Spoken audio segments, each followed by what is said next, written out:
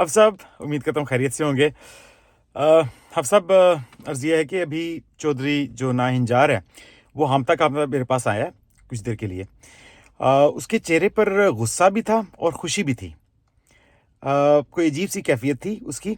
उसने बात का आगाज़ ही जो 18 प्लस की गालियाँ होती हैं, उनसे किया और मैं फ़ौरन समझ गया कि वो अब आपकी बात करने वाला है।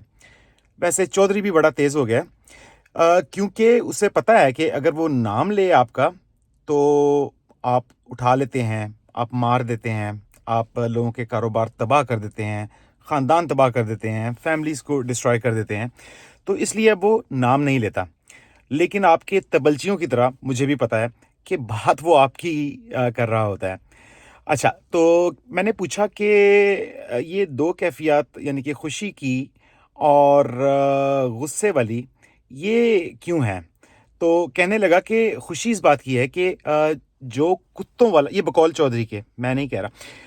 तो कहने लगा कि खुशी इस बात की है कि जो कुत्तों वाला सलूक आपके साथ सोशल मीडिया पे और अदालतों में हो रहा है, वही सलूक जल्द ही अब सड़कों और चौराहों पर भी शुरू हो जाएगा।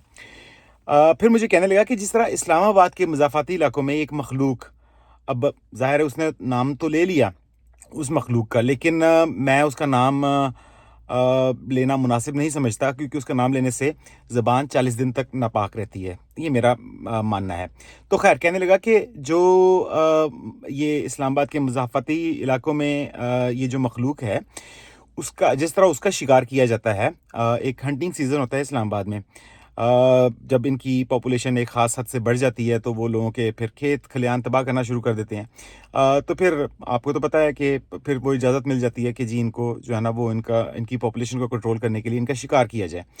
तो कहने लगा कि जिस तरह उनका शिकार किया जाता है इस्लामाबाद में, वो दिन ज़्यादा दूर नहीं है कि उनसे मिलती-जुलती एक और मखलूक, जो कि चलती 2 टाँगों पे है, लेकिन ताल्लुक उसका भी इस्लामाबाद और गिरदोनवा से है, तो उसका शिकार भी किया जाएगा।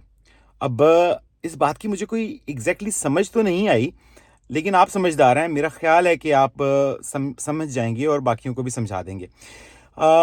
फिर मैंने कहा कि अच्छा चलो, ये खुशी की बात तो मुझे कोई पल्ले नहीं पड़ी, बहरहाल अब आपने कह दिया तो मैंने सुन ली। अच्छा, ये बताओ कि गुस्सा किस बात का है? तो कहने लगा कि जो ख्वाजा सरा कम्युनिटी को ख्वाम-ख्वाह बदनाम करने की कोशिश की है आपने, ये बकौल चौधरी के।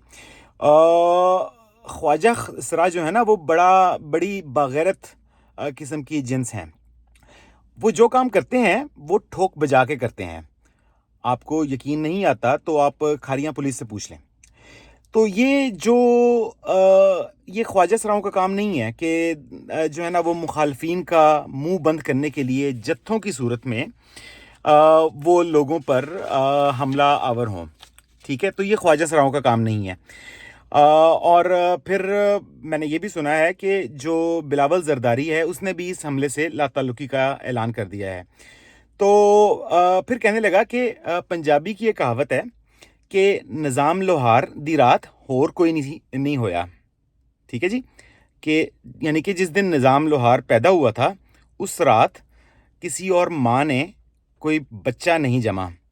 ठीक है? ये कहावत इसलिए कही जाती है कि उसकी जो गैरत थी और जो निज़ाम लोहार की बहादुरी थी, उसकी दास्तानें थीं, उसकी वजह से ये कहावत मशहूर हुई।